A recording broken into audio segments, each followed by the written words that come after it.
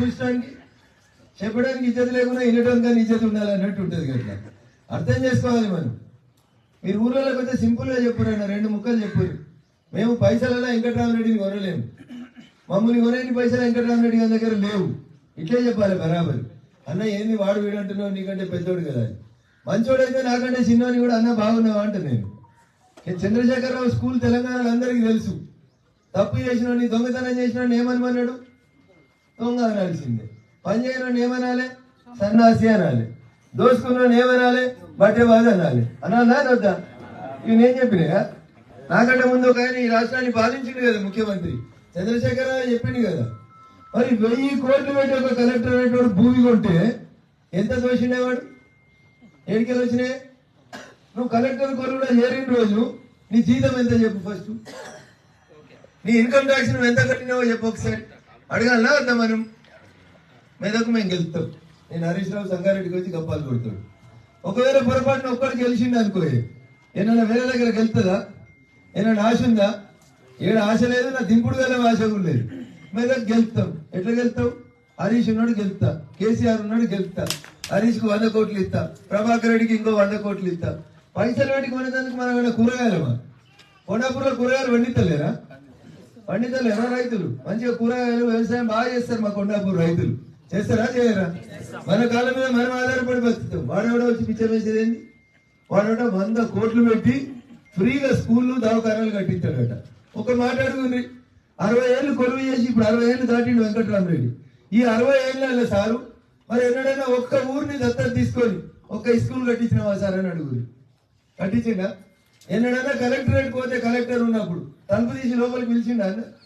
ప్రజావాణిలో మనం దరఖాస్తులు ఇస్తే ఎన్నడైనా దరఖాస్తు పరిష్కారం అయిందా?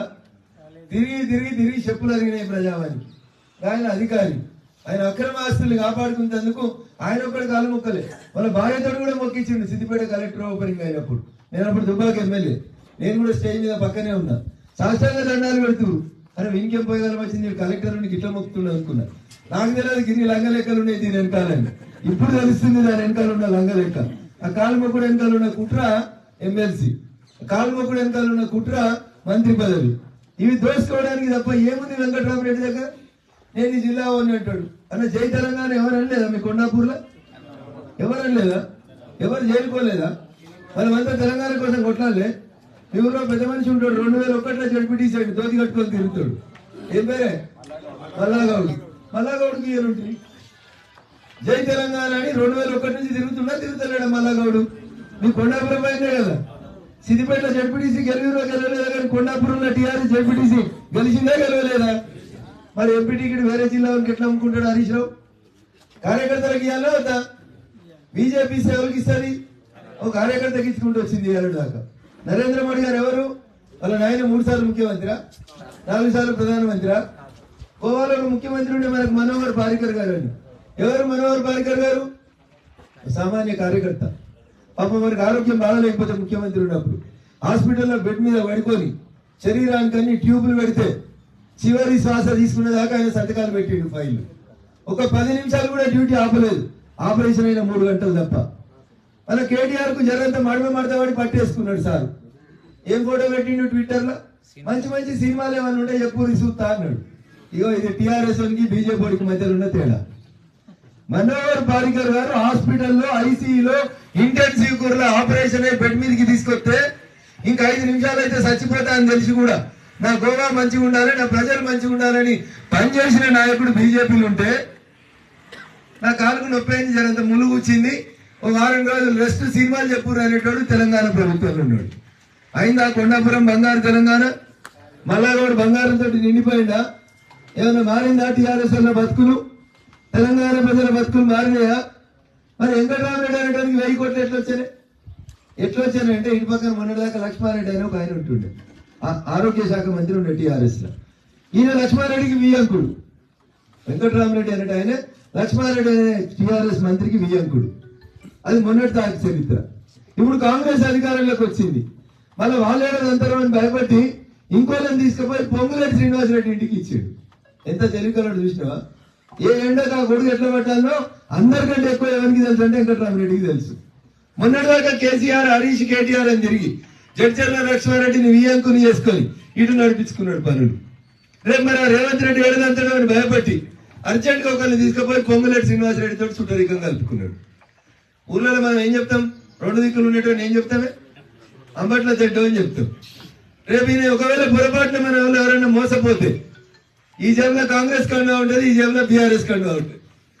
గెలుసుడు ఒకవేళ జరగది. తెలంగాణలో బీఆర్ఎస్ అనేది సున్నా, వెంకటరామరెడ్డి కూడా సున్నానే. కానీ పొరపాటున మీరు తప్ప ఆలోచించారు అనుకో, వాడు గెలవగానే పోయి కాంగ్రెస్ కండువా కట్టుతాడు తప్ప బీఆర్ఎస్ ఉండడు. ఎందుకంటే ఏ ఎండకి ఆ కొడుకు పడతాడు. ఈ రేపు ముందుగా రాజశేఖర రెడ్డి దగ్గర పనిచేస్తాడు. ఎవరి దగ్గర?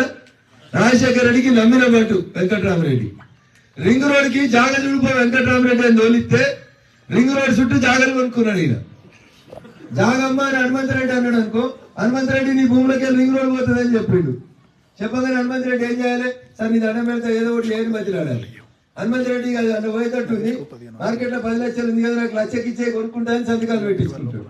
పెట్టించుకొని హనుమంతరెడ్డి భూమి పక్కకి వెళ్ళి రింగ్ రోడ్ తీసుకుపోతాడు. అంత అయిపోయాక హనుమంతరెడ్డి పోయి ఎండ్రీ డబ్బా పట్టుకుని పెడితే పోలీసు వాళ్ళతో లోపల వేపిస్తాడు తప్ప జాగా పైసలు ఇచ్చేటోడు కాదు.